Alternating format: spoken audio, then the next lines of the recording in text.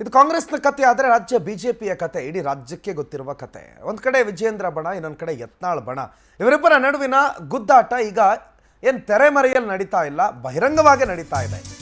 ಆ ಗುದ್ದಾಟದ ಈ ನಾಟಕದ ಕ್ಲೈಮ್ಯಾಕ್ಸ್ ಇವತ್ತು ಅಂತ ಒಂದು ಪ್ರಶ್ನೆ ಇದೆ. ಇವತ್ತು ಮತ್ತೆ ದೆಹಲಿ ಕಡೆಗೆ ದಂಡಯಾತ್ರೆ ನಡೆಸಿದ್ದಾರೆ ರೆಬಲ್ಸ್. 2ನೇ ಬಾರಿಗೆ ರಾಜ್ಯಾಧ್ಯಕ್ಷರ ಬದಲಾವಣೆಗೆ ಬಿಗಿ ಪಟ್ಟು ಹಿಡಿದಿರುವ ಯತ್ನಾಳ್ ಅಂಡ್ ಟೀಮ್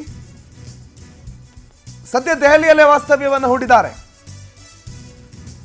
ಕಾರಣ ಏನು? ವಿ ಸೋಮಣ್ಣ ನಿವಾಸದಲ್ಲಿ ಇವತ್ತು ಅವ್ರ ಗೃಹ ಪ್ರವೇಶ. ಆದರೆ ಅದೇ ವೇದಿಕೆಯನ್ನು ಬಳಸಿಕೊಂಡು ಶಕ್ತಿ ಪ್ರದರ್ಶನ ಮಾಡೋದಕ್ಕೆ ಸಜ್ಜಾಗಿದ್ದಾರೆ. ಒಂದು ಕಡೆ ರಾಜ್ಯಾಧ್ಯಕ್ಷರ ಬಣ, ಇನ್ನೊಂದು ಕಡೆ ಯತ್ನಾಳ್ ಬಣ. ರಾಜ್ಯಾಧ್ಯಕ್ಷರ ಬದಲಾವಣೆ ಆಗಬೇಕು, ರಾಜ್ಯಾಧ್ಯಕ್ಷರು ವಿಜೇಂದ್ರ ಆಗಿ ಮುಂದುವರಿಯೋದು ನಮಗೆ ಬಿಲ್ಕುಲ್ ಇಷ್ಟ ಇಲ್ಲ ಅನ್ನೋದನ್ನು ಕಡ್ಡಿ ಮುರಿದಂಗೆ ಹೇಳಿರುವಂಥ ಯತ್ನಾಳ್ ಬಣ ಬದಲಾವಣೆಗೆ ಮಾಡಬೇಕಾಗಿರುವಂಥ ಕೆಲಸಗಳನ್ನು ಕೇಂದ್ರದಲ್ಲಿ ಅಂದರೆ ದೆಹಲಿಗೆ ಹೋಗಿ ಮಾಡ್ತಾನೇ ಇದೆ. ಇವತ್ತು ಕೇಂದ್ರ ಸಚಿವ ವಿ ಸೋಮಣ್ಣ ಸಂಸದರಾಗಿ ಸಚಿವರಾದ ಮೇಲೆ ದೆಹಲಿಯಲ್ಲಿ ಅವರ ಗೃಹ ಪ್ರವೇಶ ಇದೆ. ಆ ಗೃಹ ಪ್ರವೇಶ ಕಾರ್ಯಕ್ರಮದಲ್ಲಿ ರೆಬಲ್ಸ್ ಭಾಗಿಯಾಗ್ತಾರೆ. ಪೂಜಾ ಕಾರ್ಯಕ್ರಮವನ್ನು ಮುಗಿಸಿ ಅಲ್ಲೇ ಒಂದು ಸಭೆ ಸೇರ್ತಾರೆ.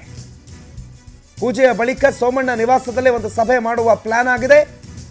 ಈ ಸಭೆಯಲ್ಲಿ ಸಂಸದ ಬಸವರಾಜ ಬೊಮ್ಮಾಯಿ ಕೂಡ ಭಾಗಿಯಾದ್ರೆ ಆಶ್ಚರ್ಯ ಪಡಬೇಕಿಲ್ಲ. ಆಮೇಲೆ ಪ್ರಹ್ಲಾದ್ ಜೋಶಿ ಅವರನ್ನು ಹೋಗಿ ಭೇಟಿ ಆಗ್ತಾರಂತೆ ಈ ಭಿನ್ನರ ಬಣ. ಸೊ ಡೆವಲಪ್ಮೆಂಟ್ಗಳು ಇವತ್ತಾಗುತ್ತೆ. ವಿ ಸೋಮಣ್ಣ ಅವರ ನಿವಾಸದಲ್ಲಿ ಇವತ್ತು ಗೃಹ ಪ್ರವೇಶ ಆಗುತ್ತೆ, ದೆಹಲಿ ನಿವಾಸ ಗೃಹ ಪ್ರವೇಶ. ಹಾಗಾಗಿ ಗೃಹ ಪ್ರವೇಶದ ನಂತರ ಒಂದಲ್ಲೇ ಸಭೆ ಮಾಡಿ ಆಮೇಲೆ ಬೊಮ್ಮಾಯಿ ಅವರು ಬರ್ತಾರಂತೆ. ಬೊಮ್ಮಾಯಿ ಅವರು ಬಂದು ಅವ್ರ ಜೊತೆ ಮಾತಾಡಿ ನೇರವಾಗಿ ಪ್ರಹ್ಲಾದ್ ಜೋಶಿ ಅವರ ಹತ್ರ ಹೋಗ್ತಾರೆ. ಕೇಂದ್ರದ ಮತ್ತೊಬ್ಬರು ಸಚಿವರು ಮತ್ತು ಕೇಂದ್ರದ ಮಟ್ಟದಲ್ಲಿ ನರೇಂದ್ರ ಮೋದಿ ಅವರ ಮಟ್ಟದಲ್ಲಿ ಪ್ರಭಾವಿ ನಾಯಕರು ಒಂದಿಷ್ಟು ವರ್ಷಗಳಿಂದ ಮಂತ್ರಿಗಳಾಗಿ ಕೆಲಸ ಮಾಡ್ತಾ ಇರೋರು. ಹಾಗಾಗಿ ಏನಾದರೂ ಬದಲಾವಣೆ ಮಾಡೋದಕ್ಕೆ ಏನು ಮಾಡಬೇಕು, ಅದರ ಬಗ್ಗೆ ಯಾರನ್ನು ಭೇಟಿ ಆಗಬೇಕು, ಅದೆಲ್ಲ ಕೆಲಸಗಳನ್ನು ಕಸರತ್ತುಗಳನ್ನು ಎಡೆಬಿಡದೆ ಮಾಡ್ತಾ ಇದೆ ಈ ಬಣ. ಇದು ಯಾವ ರೀತಿ ಫಲ ಕೊಡುತ್ತೆ ಅನ್ನೋದನ್ನು ಕಾದು ನೋಡಬೇಕು. ರಾಘವೇಂದ್ರ ಈ ಬಗ್ಗೆ ಹೆಚ್ಚಿನ ಮಾಹಿತಿ ಕೊಡ್ತಾರೆ. ರಾಘವೇಂದ್ರ ಮತ್ತೆ ದೆಹಲಿಗೆ ಹೋಗಿದ್ದಾರೆ.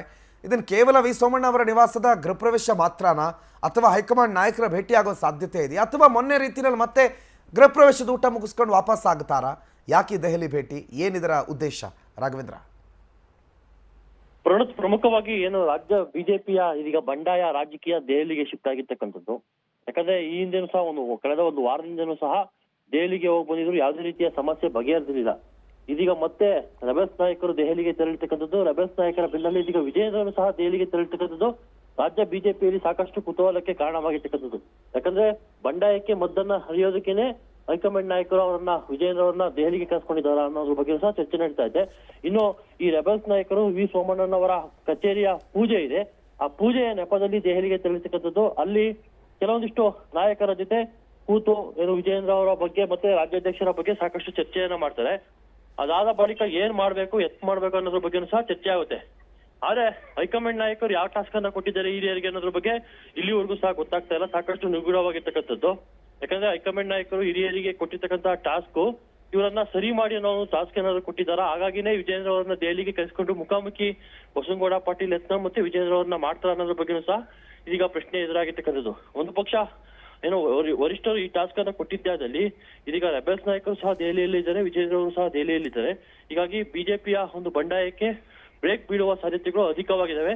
ಯಾವ ತೀರ್ಮಾನವನ್ನ ಕೈಗೊಳ್ತಾರೆ ಅನ್ನೋದನ್ನ ಕಾದು ನೋಡಬೇಕಾಗಿದೆ. ಪ್ರಣೋದ್, ಥ್ಯಾಂಕ್ ಯು ರಾಘವೇಂದ್ರ ಮಾಹಿತಿಗೆ.